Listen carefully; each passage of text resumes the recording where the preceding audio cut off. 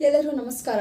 ಉತ್ತರ ಪ್ರದೇಶದ ಮೀರಾಪುರ ಅನ್ನೋ ಒಂದು ಗ್ರಾಮದೊಳಗ ಒಂದು ತಾಲೂಕಿನೊಳಗ ಏನಾಗದಪ್ಪ ಅಂತಂದ್ರೆ ಮಕ್ಕಳು ಆಟ ಆಡೋ ಒಂದು ಸಂದರ್ಭ ಇರ್ತದೆ. ಸೊ ಆ ಆಟ ಆಡಿ ಇವಾಗ ಹೆಂಗಂದ್ರೆ ಸಮ್ಮರ್ ಐತಿ, ಇವಾಗ ಹೆಂಗಂದ್ರೆ ಬೇಸಿಗೆ ರಜೆ ಕೊಟ್ಟಿದ್ದಾರೆ. ಸೊ ಆಟ ಆಡೋ ಒಂದು ಸಂದರ್ಭದಲ್ಲಿ ಒಂದು ಮಗುವಿಗೆ ಆ ಒಂದು ಬಂಡಿಗಾಲಿ ಅಂತ ಹೇಳಿ ನೀವು ಫೋಟೋದಲ್ಲಿ ನೋಡ್ತಾ ಇದ್ದೀರಿ, ಆ ಬಂಡಿಗಾಲಿ ತಂದ್ಬಿಟ್ಟು ಆತನ ಎದೆಗೆ ಹಿಂಗೆ ತಾಕ್ಬಿಡ್ತೈತಿ. ಸೊ ತಾಕಿದಾಗ ಆತನ ಒಂದು ಶ್ವಾಸಕೋಶ ಮೇಲೆ ಕೆಳಗೆ ಇಳಕ್ ಆಗ್ತಾ ಇರಲ್ಲ, ಅಲ್ಲಿ ಒಂದು ಕಡೆ ಸ್ಟಕ್ ಆಗ್ತಿರ್ತೈತಿ. ಸೊ ಆ ಒಂದು ಸಂದರ್ಭವನ್ನು ಸ್ಥಳೀಯರು ನೋಡಿದ ತಕ್ಷಣ ಆ ಒಂದು ಮಗುವಿನ ತಂದೆಗೆ ಇನ್ಫಾರ್ಮ್ ಮಾಡ್ತಾರೆ. ಸೊ ಇನ್ಫಾರ್ಮ್ ಮಾಡಿಬಿಟ್ಟು ಆ ಒಂದು ಸ್ಥಳೀಯರು ಅವರದೇ ಕಾರ್ ತಗೊಂಡು ಹಾಸ್ಪಿಟ್ಲಿಗೆ ಹೋಗ್ತಾ ಇರ್ತಾರೆ. ನಿಜವಾಗ್ಲೂ ಹಾಸ್ಪಿಟಲ್ ಎಷ್ಟು ದೂರ ಐತಿ ಗೊತ್ತಾ ನಿಮ್ಗೆ? ಏನಿಲ್ಲ ಅಂತಂದ್ರು 200 ಕಿಲೋಮೀಟರ್ ಹೋಗುವಷ್ಟು ದೂರ ಐತಿ. ಈ ಉತ್ತರ ಪ್ರದೇಶದೊಳಗೆ ಹಾಸ್ಪಿಟಲ್ ಫೆಸಿಲಿಟಿ ಇಲ್ಲ, ಎಜುಕೇಶನ್ ಸಿಸ್ಟಮ್ ಇಲ್ಲ, ಒಂದು ಅನ್ಎಂಪ್ಲಾಯಿಗೆ ಕೆಲಸ ಕೊಡೋದಿಲ್ಲ. ಸೊ ಏನು ಇಲ್ಲ, ಈಗ ನಮ್ಮ ಹೇಳ್ತೀನಿ ಅಂತಲ್ಲ, ಇಡೀ ದೇಶದ ಪರಿಸ್ಥಿತಿನೇ ಈ ರೀತಿ ಆಗದೆ. ಇದು ಕೇವಲ ಒಂದು ಮಗುವಿನ ಸ್ಥಿತಿ ಅಲ್ಲ, ಎಷ್ಟೋ ಗ್ರಾಮಗಳಲ್ಲಿ ಎಷ್ಟೋ ನಮಗೆ ಇನ್ನೂ ಕೂಡ ಕೆಲವೊಂದು ಗೂಗಲಲ್ಲಿ ಸರ್ಚ್ ಮಾಡಿದ್ರೆ ಹಳ್ಳಿಗಳು ಸಿಗಂಗಿಲ್ಲ ರೀ. ಇವಾಗ ನಾವೇ ಕೂಡ ಹುಡುಕ್ತಾ ಹೋದ್ರೆ ಕೆಲವೊಂದು ಹಳ್ಳಿಗಳೇ ನಾಪತ್ತೆ ಆಗ್ಬಿಟ್ಟಿದಾವೆ ಮ್ಯಾಪ್ ಒಳಗೆ. ಈಗ ಮೇನ್ ಸಿಟೀಸ್ ಏನಿರ್ತಾವಲ್ಲ ಅವಷ್ಟೇ ಅವೈಲೇಬಲ್ ಇದಾವೆ, ಅದ್ರ ಬಿಟ್ಟು ಬೇರೆ ಯಾವ ಗ್ರಾಮಗಳು ಕೂಡ ಗೂಗಲಲ್ಲಿ ಸರ್ಚ್ ಮಾಡಿದ್ರೆ ಸಿಗಂಗಿಲ್ಲ. ಸೊ ಅಂತಹದ್ದು ಪರಿಸ್ಥಿತಿ ತಂದೈತಿ. ಸೊ ಅಂತಹ ಒಂದು ಗ್ರಾಮದಲ್ಲಿ ಇನ್ನೂ ಕೂಡ ಯಾವುದೇ ರೀತಿ ಹಾಸ್ಪಿಟಲ್ ಫೆಸಿಲಿಟಿ ಇಲ್ಲ, ಎಜುಕೇಶನ್ ಸಿಸ್ಟಮ್ ಇಲ್ಲ. ಏನೇ ಒಂದು ಎಂಪ್ಲಾಯ್ ಒಂದು ವರ್ಕ್ ಮಾಡ್ಬೇಕಂತಂದ್ರು ಅವರು ಕೂಡ ನಗರಕ್ಕೆ ಬಂದು ಮಾಡಬೇಕು, ಅಲ್ಲೇ ಏನಾದ್ರು ಮಾಡ್ಬೇಕಂತಂದ್ರೆ ಯಾವ ರೀತಿ ಮಾಡ್ತಾರೆ ಅಲ್ಲಿ? ಯಾವ ಗ್ರಾಮಗಳು ಉಳಿದೇ ಇರೋ ಕಾರಣಕ್ಕೆ ಇದೇ ರೀಸನ್. ಸೊ ಆ ಒಂದು ಪುಟ್ಟ ಬಾಲಕ ಕೇವಲ ಅವನಿಗೆ 6 ವರ್ಷ ಇರ್ತೈತ್ರಿ. ಆ ಒಂದು ಮಗು ತನ್ನ ತಂದೆಯನ್ನ ಅಪ್ಕೊಂಡು ಕುಂತಿರ್ತಾನ ಅಂತಂದ್ರೆ, ತಂದೆ ಅದನ್ನ ಅಪ್ಕೊಂಡು ಕುಂತಿರ್ತಾನ, ಹಾಸ್ಪಿಟಲ್ಗೆ ಹೋಗ್ತಿರ್ತಾರ. ಆ ಒಂದು ಹೋಗೋ ನಡು ಮಧ್ಯದೊಳಗ ಆ ಒಂದು ಹುಡುಗ ಕೊನೆ ಉಸಿರು ಎಳಿತಾನ, ಸಾಯ್ತಾನ, ಅವ ಬದುಕಂಗಿಲ್ಲ. 6 ವರ್ಷದ ಹುಡುಗ ಅವ. ವಿಚಾರ ಮಾಡ್ರಿ ನೀವು, 100 ಕಿಲೋಮೀಟರ್ ಮಟ್ಟ ಹೋಗ್ಬೇಕಪ್ಪ ಅಂತಂದ್ರೆ ಎಷ್ಟು ಕೆಟ್ಟ ಪರಿಸ್ಥಿತಿ ಬಂದೈತಿ ಆ ಒಂದು ಉತ್ತರ ಪ್ರದೇಶಕ್ಕೆ. ನಿಜವಾಗ್ಲೂ ಸಣ್ಣ ಗ್ರಾಮನೇ ಇರಲಿ, ದೊಡ್ಡ ಗ್ರಾಮನೇ ಇರಲಿ ರೀ, ಆ ಒಂದು ಪ್ರದೇಶದಲ್ಲಿ ಯಾವುದೇ ರೀತಿ ಹಾಸ್ಪಿಟಲ್ ಫೆಸಿಲಿಟಿ ಇಲ್ಲ. ಎಲ್ಲವೂ ಕೂಡ ನೋಡ್ತಾರೆ, ಎಲ್ಲವೂ ಕೂಡ ಇವಾಗ ಏನೇ ಇದ್ರು ಎಲೆಕ್ಷನ್ ಮಟ್ಟಿಗೆ ಮಾತ್ರ ಸೀಮಿತ ಅನ್ನೋ ಹಾಗೆ ಇವರು ಕೂಡ ಈಗ ವರ್ತನೆ ಮಾಡಕತ್ತಾರೆ. ನಿಜವಾಗ್ಲೂ ಇವನ್ನೆಲ್ಲ ನೋಡಿದ್ರೆ ಈ ಸಿಸ್ಟಮ್ಮೇ ಭಾಳ ಹೊಲಸು ಅಂತ ಹೇಳಿ ಅನ್ಸಾಕತ್ತೈತಿ. ಒಂದು ಚಿಕ್ಕ ಮಗು ಜೀವ ರೀ ಅದು, ಇನ್ನೂ ಬೆಳೆದು ಬಾಳ್ಬೇಕಾದ ಜೀವ ಅದು, ಅದನ್ನು ಉಳಿಸ್ಕೊಳ್ಳೋ ಅವಕಾಶ ಇತ್ತು, ಆದರೂ ಕೂಡ ಹಾಸ್ಪಿಟಲ್ ಫೆಸಿಲಿಟಿ ಇರಲಿಲ್ಲ. ಇವಾಗ ಹಾಸ್ಪಿಟಲ್ ಫೆಸಿಲಿಟಿ ಇದ್ರೂ ಏನು, ಗೌರ್ಮೆಂಟಲ್ಲಿ ಅದಕ್ಕೆ ಈ ಬೇಕಾಗಂತ ಇಕ್ವಿಪ್ಮೆಂಟ್ಸ್ಗಳು ಇರಂಗಿಲ್ಲ. ಮತ್ತು ಪ್ರೈವೇಟ್ ಹಾಸ್ಪಿಟಲ್ಗೆ ಹೋದರೆ ಬಡವರು ಏನು ಮಾಡಬೇಕಲ್ಲಿ? ಪ್ರೈವೇಟಲ್ಲಿ ಏನಿಲ್ಲ ಅಂತಂದ್ರೂ ಒಂದು ಸಣ್ಣ ಜ್ವರ ಬಂದೈತಂದ್ರೂ ಎಲ್ಲ ರೀತಿ ಟೆಸ್ಟ್ ಮಾಡಿ ಬಿಲ್ಲನ್ನು ಹಚ್ಚುತ್ತಾರವರು. ಆ ಬಿಲ್ಲನ್ನು ತುಂಬಕ್ಕೆ ಬಡ ಪರಿಸ್ಥಿತಿಯಲ್ಲಿ ಎಲ್ಲಾಗುತ್ತೆ ಆ ಜನರಿಗೆ. ಅದಕ್ಕೆ ಗೌರ್ಮೆಂಟ್ ಹಾಸ್ಪಿಟಲ್ ಹೋಗ್ತಾರೆ. ಒಂದು ಗೌರ್ಮೆಂಟ್ ಹಾಸ್ಪಿಟಲ್ ಆದರೂ ಇರಬೇಕಾ? ಗೌರ್ಮೆಂಟ್ ಹಾಸ್ಪಿಟಲ್ ಫೆಸಿಲಿಟಿನೂ ಇಲ್ಲ ಅಲ್ಲಿ.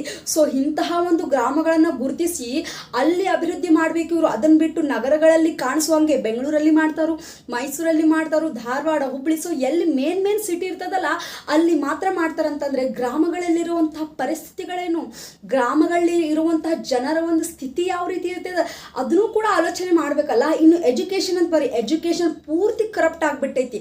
ಮೊದಲು ಒಂದು ಇತ್ತು ಏನು, ಎಲ್ಲ ರೀತಿ ಜ್ಞಾನವನ್ನು ಕೊಡು ದೇವರು ಗುರುವೇ ಅಂತೇಳಿ ಹೇಳ್ತಿದ್ರು. ಆದರೆ ಇವಾಗ ಏನಾಗತ್ತೈತೆ ಅಂದ್ರೆ ಅದೇ ಗುರು ಏನು ಮಾಡತಾನಂತಂದ್ರೆ ಸುಲಿಗೆ ಮಾಡಕತ್ತಾನ. ಈಗ ಸಿಸ್ಟಮ್ ಅನ್ನು, ಎಜುಕೇಶನ್ ಅನ್ನು ಒಂದು ವೆಪನ್ ಹಿಡ್ಕೊಂಡು, ಅದು ನಮ್ಮಂತ ಕಣ್ಣಿಗೆ ಕಾಣಿಸ್ತಲ್ಲ. ಯಾಕಂತಂದ್ರೆ education is main important, because ಮುಂದೆ ಕೂಡ ಅವರು ಕೂಡ ಅದೇ ರೀತಿ ಆಗ್ಬೇಕಲ್ಲ, ಕರಪ್ಟೆಡ್ ಪರ್ಸನ್ ಥರ.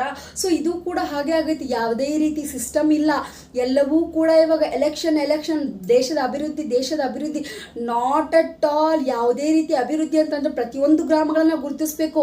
ಹಾಸ್ಪಿಟಲ್ ಫೆಸಿಲಿಟಿ ಇದೆಯಾ, ಗೌರ್ಮೆಂಟಲ್ಲಿ ಇಕ್ವಿಪ್ಮೆಂಟ್ಸ್ಗಳಿದೆಯಾ, ಸರಿಯಾಗಿ ನೋಡ್ತಾ ಇದ್ದಾರಾ, ಸಿಸ್ಟಮೆಟಿಕ್ ಇದೆಯಾ, ಕ್ಲೀನ್ ಇದೆ, ಎಲ್ಲವೂ ಕೂಡ ನೋಡ್ಬೇಕು. ಆದರೆ ಎಲ್ಲಿ ನೋಡಿದ್ರು ನೆಗ್ಲಿಜೆನ್ಸಿ. ನೋಡ್ರಿ, ನಮ್ಮ ದೇಶಕ್ಕೆ ಬೇಕಾಗಿರೋದು ಮುಖ್ಯವಾಗಿ ಬರೀ 3: ಒಂದು ಎಜುಕೇಶನ್, ಇನ್ನೊಂದು ಹಾಸ್ಪಿಟಲ್ ಫೆಸಿಲಿಟಿ, ಇನ್ನೊಂದು ಅನ್ಎಂಪ್ಲಾಯ್ಗಳಿಗೆ ಕೆಲಸ ಸಿಗೋದು.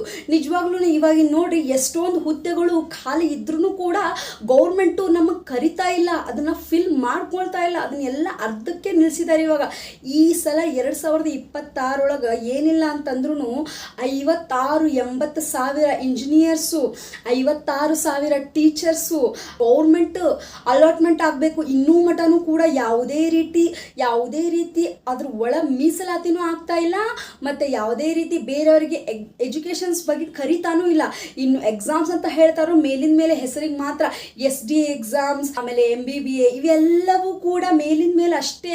ಅಲ್ಲಿ ಒಳಗೆ ಏನು ಗೋಲ್ಮಾಲ್ ನಡೀತೈತಿ ಏನಿಲ್ಲ, ಲೀಗಲಿ ನೋಡ್ತಾರೋ ಇಲ್ಲೋ ಯಾವುದೂ ಕೂಡ ಇಲ್ಲ. ಯಾಕಂತಂದ್ರೆ ಇವಾಗ ಎಜುಕೇಷನ್ ಸಿಸ್ಟಮ್ ಅಂತಂದರೆ ದುಡ್ಡು ಕೊಡು ಕೆಲಸ ತಗೋ ಅನ್ನೋ ಒಂದು ಲೆಕ್ಕಕ್ಕೆ ಹೊಂಟೈತಿ. ನಿಜವಾಗ್ಲೂ ಆ ಒಂದು ಹುಡುಗನ ಪರಿಸ್ಥಿತಿ ನೋಡಿದ್ರೆ ನಿಜವಾಗ್ಲೂ ಕಣ್ಣಲ್ಲಿ ನೀರು ಬರುತ್ತೆ ರೀ. ತಂದೆ ಒಂದು ಭುಜದಲ್ಲೇ ಆತ ಕೊನೆ ಉಸಿರು ಎಳಿತಾನ. ಈ ಒಂದು ಸಿಸ್ಟಮ್ ಇಂಥ ವರ್ಸ್ಟ್ ಸಿಸ್ಟಮ್ ಒಳಗೆ ಇನ್ನೂ ಕೂಡ ಜನ ಬದುಕ್ತಾ ಇದ್ದಾರೆ. ಇದನ್ನು ಧ್ವನಿ ಎತ್ತಕ್ಕಾಗ್ತಾ ಇಲ್ಲ ಯಾರಿಗೂ. ಯಾಕೆ? ಅವರ ಹತ್ರ ಯಾವುದೇ ರೀತಿ ಫೈನಾನ್ಷಿಯಲ್ ಕಂಡೀಷನ್ ಸ್ಟೆಪ್ಡ್ ಇಲ್ಲ. So that one reason.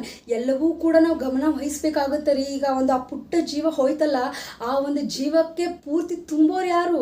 Hospital ಫೆಸಿಲಿಟಿಲಿ. ಯಾಕೆ ಅವ್ನಿಗೆ ಬದುಕೋ ಒಂದು ಅರ್ಹತೆ ಇರಲಿಲ್ವ? ಇಲ್ಲ ಹಾಸ್ಪಿಟಲ್ ಫೆಸಿಲಿಟಿ ಇಲ್ಲದೇ ಇರೋವಂಥ ಗ್ರಾಮನ ಅದು. ಎಲ್ಲವೂ ಕೂಡ ಆದರೆ ಮಾಡೋಕ್ಕಾಗುತ್ತೆ, ಆದರೆ ಯಾವುದೂ ಕೂಡ ಮುಂದೆ ಬರಂಗಿಲ್ಲ. ಇದೇ ನಮ್ಮ ಸಿಸ್ಟಮ್. ಸತ್ತ ಮೇಲೆ ಹಣ ಹೊತ್ಕೊಂಡು ಹೋಗ್ತಾರೋ ಇಲ್ಲ ಹೆಣ ಹೊತ್ಕೊಂಡು ಹೋಗ್ತಾರೋ ಗೊತ್ತಿಲ್ಲ. ಇರೋವಷ್ಟು ದಿನ ಇರೋ ಮಂದಿನ ಹೆಣ ಮಾಡಾಕತ್ತಾರ. ಇಂಥ ಒಂದು ಸರ್ಕಾರ ನಿಜವಾಗ್ಲೂ ಇರದೇ ಇದ್ರೇ ಬೆಟರ್. ಈ ಒಂದು ಸರ್ಕಾರಕ್ಕೆ ನಾವು ಸಪೋರ್ಟ್ ಕೊಡ್ತಾ ಇದ್ದೀವಲ್ಲ, ನಿಜವಾಗ್ಲೂ ನಾವು ಭಾಳ ಗ್ರೇಟ್ ಅದೇವಿ. ಇಷ್ಟೆಲ್ಲ ಗೊತ್ತಿದ್ದು ಇಷ್ಟೆಲ್ಲ ಇದು ಮಾಡಿದ್ರು ಅದರ ವಿರುದ್ಧ ಧ್ವನಿ ಎತ್ತುತ್ತಾ ಇಲ್ಲ ನಾವು. ಉತ್ತರ ಪ್ರದೇಶದಲ್ಲಿ ನಡೀತಾ ಇರೋ ಒಂದು ಸಿಸ್ಟಮ್ ಇದು. ಕೇವಲ ಒಂದು ಉತ್ತರ ಪ್ರದೇಶದಲ್ಲಿ ಅಂತ ಅಲ್ಲ, ಎಲ್ಲ ಕಡೆ ಇದೆ. ಕಾಣಿಸ್ತಾ ಇರೋದು ಮಾತ್ರ ಹೇಳ್ತಾ ಇರೋದು. ಆಗದೇ ಇರೋ ಪ್ರದೇಶಗಳಲ್ಲಿ ಇರ್ಬೋದು, ನಮ್ಮ ಕಣ್ಣಿಗೆ ಕಾಣದೇ ಇರೋದು ಪ್ರದೇಶಗಳಲ್ಲಿ ಇರ್ಬೋದು.